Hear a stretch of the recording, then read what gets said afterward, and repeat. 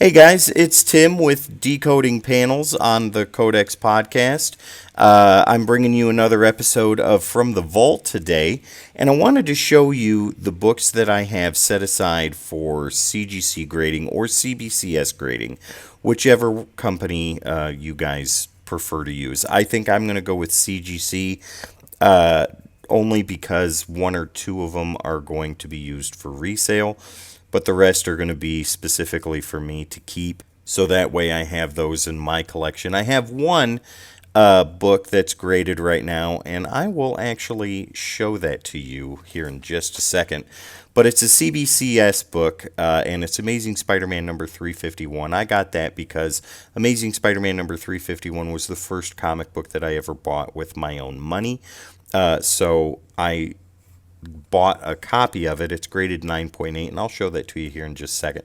But I wanted to show you the stuff that I have here set aside to get graded specifically. So without further ado, let me go ahead and dive right into that, and then at the end I'll show you the CBCS 9.8 Amazing Spider-Man number 351. So I have this neat little box from Torpedo Comics. The box is cool. What I got inside of it was not worth the $60 that I paid for it, so I'm a little disappointed about that. But the box works perfect because it's able to hold everything that I want to get graded. So first off, we have Guardians of the Galaxy number 5. This is the Hastings variant, and this is the first full appearance of Angela in the Marvel Universe. Now, if anybody doesn't know who Angela is, she was a character that was created in Spawn by Todd McFarlane and Neil Gaiman. And to make a long story short, there was a legal battle over the character. Neil Gaiman won and then sold the character rights to Marvel, and they in turn put her into the cosmic section of the Marvel Universe. So this is the Hastings variant right here. I think this cover looks absolutely amazing. I did not pay $10 for this book. I think I paid $1 for it out of a box at an antique store, and it looks absolutely amazing. I love this cover, but this is going to be used for resale value. I have no vested interest in the character or the book itself. So, but I know that there's rumors going around that she could or could not be in Love and Thunder, the new Thor movie that'll be coming out soon. So if that's the case, if it grades out pretty high, then I'll be super stoked about that. So that is the first one. The next one is a cover I think a lot of you people will recognize. If you don't, then I highly recommend that you read the series, because the series itself is absolutely fantastic. But this is Crisis on Infinite Earths number 7. The cover itself is absolutely iconic. I mean, just look at that. It looks unreal. And the color on this pops really, really well. It presents really well. This is one that I would keep for myself. Number one, because of the cover. Number two, because of the story. And George Perez's artwork is absolutely phenomenal right here on the cover. So, yeah, this is another one that I'm going to get graded here pretty soon. Moving forward, we have a more modern issue, and I just really dig this cover. It's an homage from the first appearance of Polaris. Polaris is an X-Men character, and this is Arthur Adams' take on that particular iconic cover from her first appearance. I can't remember the issue number, but with this one here, it's X-Men Blue number 9, and I just dig the heck out of this cover. This cover itself looks absolutely fantastic, and yes, I did pay $3 for it, but I'll buy these all day long if I see this particular cover sitting around in a box in a bookstore or an antique store or comic shop or anything like that. And if it's a reasonable price, I'll grab it. I just dig this cover so much. All of that green, and it just looks absolutely unreal. Sorry, I was covering Iceman there for a second. But this is one that would go in my personal collection. This is one that I want to get graded for myself just to present, because that cover just looks absolutely amazing. Here's another one. This is kind of a big deal. I know that this is a pretty pricey book on its own without being graded, but I want to get it graded potentially for resale, but mostly to keep in my own collection because it's kind of a significant issue. But this is Cable and Deadpool number 50, bonus sized final issue.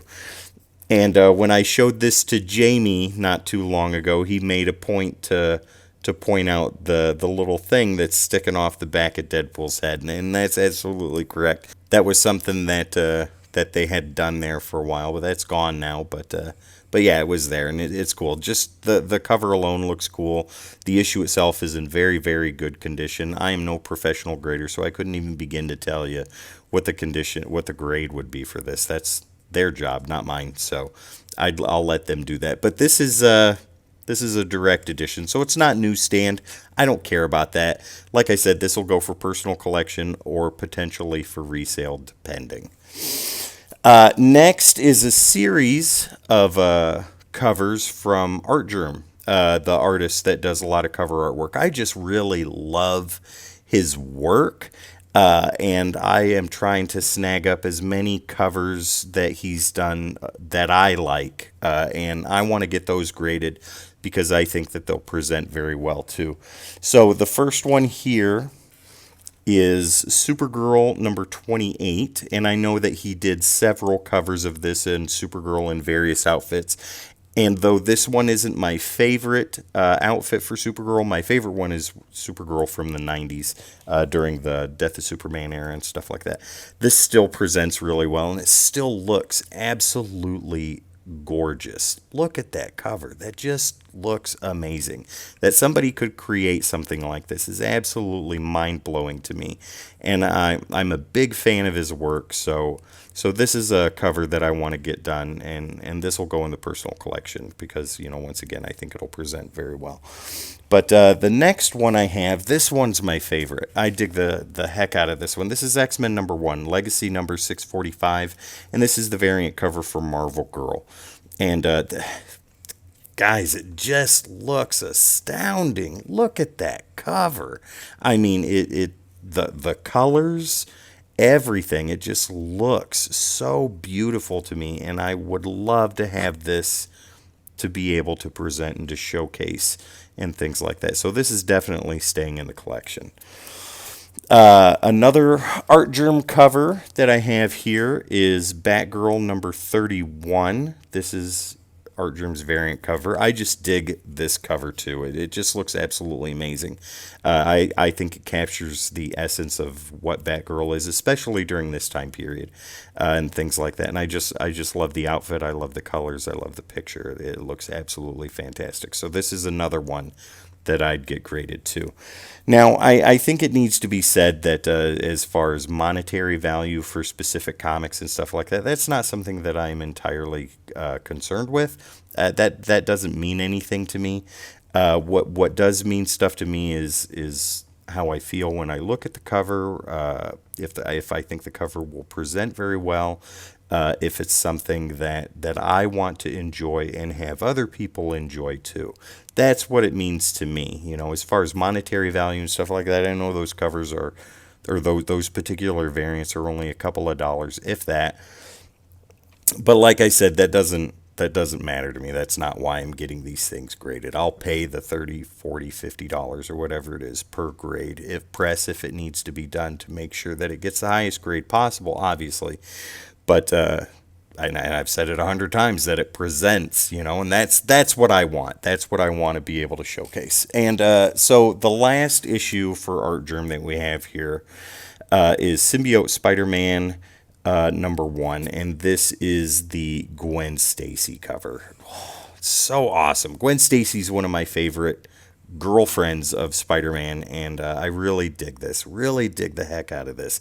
I think it looks absolutely fantastic. So yeah, this will definitely be one that stays in the collection with me. Another one I have, moving on, we're going kind of independent here. A character that was really huge in the late 90s. She kind of blew up. Her popularity has died down a bit since then, but people know who she is. And this is Lady Death Between Heaven and Hell number 1. This is the chromium cover, and this just looks unreal. I got this on an eBay auction for 99 cents. And like I said, I'm no grader, but I think it'll grade out very, very high. I would expect no less than a 9.8. I think it may grade higher than that. But, the professionals know more than I do, so it's up to them on what it grades out at. But it just looks absolutely fantastic. And the Hughes artwork, I mean, jeez, just check it out. That's so awesome to me. I dig it. Next is a cover that Jamie will be familiar with, and I know a lot of you guys will too. Daryl Banks, he did artwork for, you already said it, Green Lantern. And this is Green Lantern number 49. I'm not super familiar with the story. I can't remember exactly what all of it was about, but I know the significance of it and things like that. Emerald Twilight Part 2.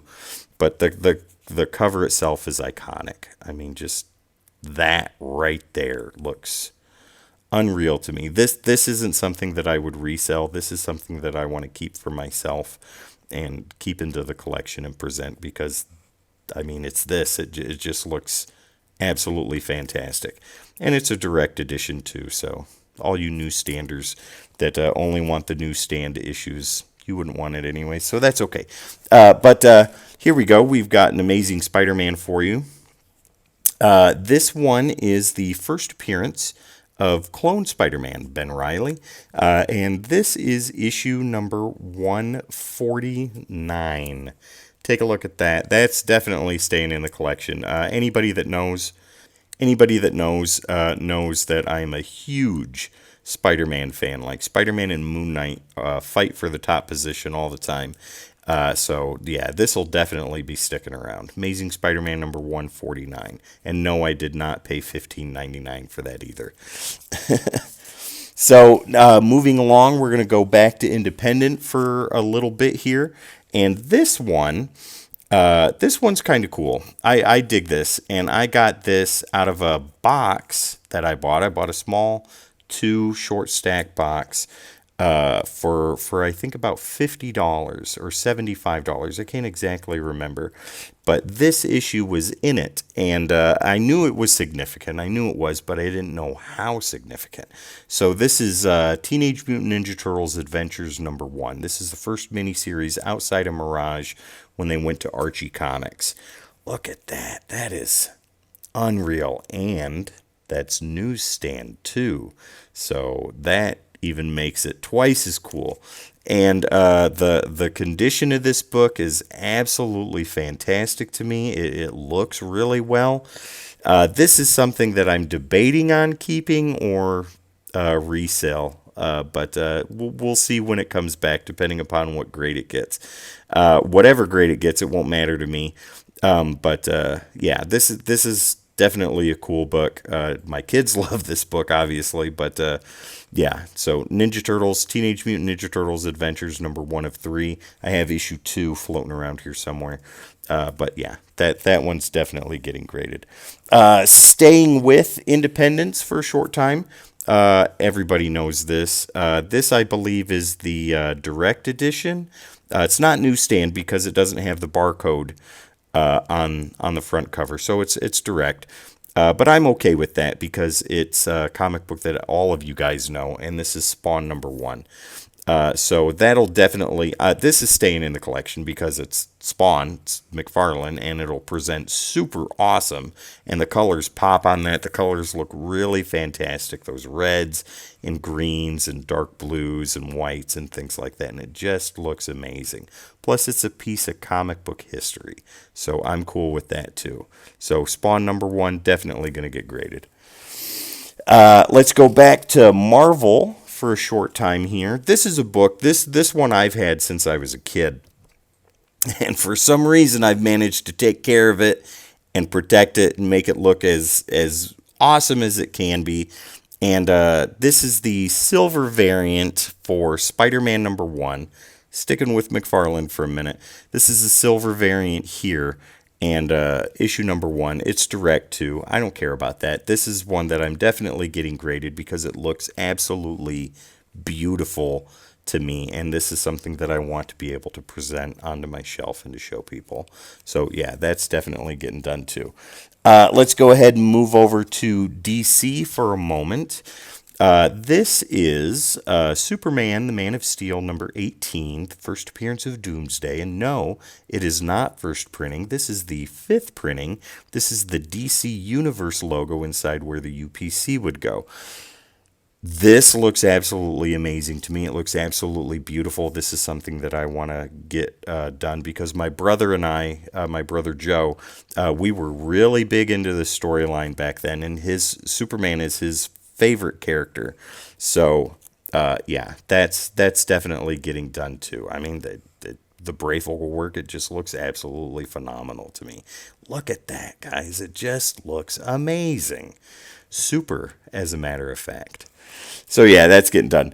And then the last one, this is the only piece of Liefeld art that I think I would ever get graded unless he managed to draw something for me on a blank comic book cover that him and I discussed first. But this is Amazing Spider-Man King in Black #1 variant cover. This is the Virgin variant of X-Force Deadpool fighting Venom. There were 2 done for this through Torpedo Comics, and that was the reason why I got the box. The one was this one here that I'm about to show you, and then the other was Deadpool fighting Venompool. The copy that I got of Venompool, which is the lesser printed one, right down here at the bottom of the book itself, it was split wide open. So that pretty much shoots that out of the water. That book's as worthless as the paper it's printed on. But this one actually looks really well, and I still dig it. So I'm going to go ahead and get it done because it just looks absolutely amazing. I mean, I don't say that a lot about Liefeld's work because a lot of the stuff that he does really isn't that great, but this is. This actually looks really good, and I'm really satisfied with how this cover looks, the action, the darkness, the colors that come out and stand out in front of you and stuff like that, and it just looks absolutely fantastic. So, Rob, if you ever watch this, you definitely get a seal of approval from me as far as this cover is concerned. Yeah, so this will be done, and this will be something that I'll keep for myself because I dig it. So yeah, there it is. Those are the books that I'm going to get sent out to CGC or CBCS, most likely CGC, but I'm not opposed to CBCS either. I've got that book that I actually have to show you right now. So give me 1 second, and I'll bring it right over. Okay, so here it is. This is Amazing Spider-Man number 351, graded 9.8 from CBCS. I think they're doing a fantastic job, and I have no complaints with anything that they've done. I know other people do, but that doesn't bother me because I like what they did here, and I think that they're doing phenomenal work, and I think it's a company that people should pay attention to. But yeah, the Amazing Spider-Man number 351, CGC or CBCS graded 9.8, looks absolutely amazing. Looks beautiful, amazing, huh? But yeah, this is significant to me simply for the fact that this particular issue was the first comic book that I ever paid for with my own money, and it was in an ice cream shop, and it was a newsstand copy too. This one's direct, but the one that I bought was newsstand. I don't have it anymore, but I now have this, and I am totally cool with that, absolutely okay with that. And then the back cover for the trading cards for Marvel Universe Series 2. Yeah, so yeah, there you go. CBCS 9.8. This is the first of what eventually will be many. So yeah, if you liked what you saw here today, don't hesitate to hit the like button, subscribe to the channel Codex Podcast, and hit the notification bell so that way you guys know when episodes like this from the Vault or Mail List or the Codex Podcast or even Decoding Panels come out, so that way you guys don't miss out on the action that is available for you and the conversations that we have as far as comic books and comic book news and things like that, though. I'll see you guys next time. You'll hear my voice on Decoding Panels, and I'll see you again for another episode of From the Vault.